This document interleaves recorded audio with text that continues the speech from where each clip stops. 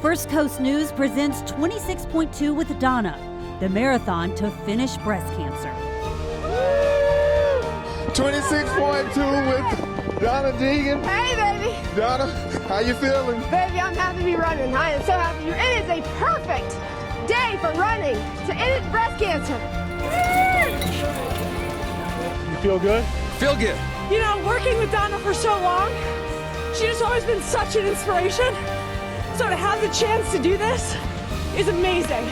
It's super inspiring. A year ago today, I was in the hospital, just had my surgery, have 12 awesome ladies running with me. Happy 26.2, guys. Happy 26.2. Good morning. Elvis. Hi, how you doing? The king lives. Yes, I do. Thank you. It's a wonderful marathon. Yeah. Great cause. Lots of people out. I'm just happy to be here. Do you run for anybody specifically or just the cause?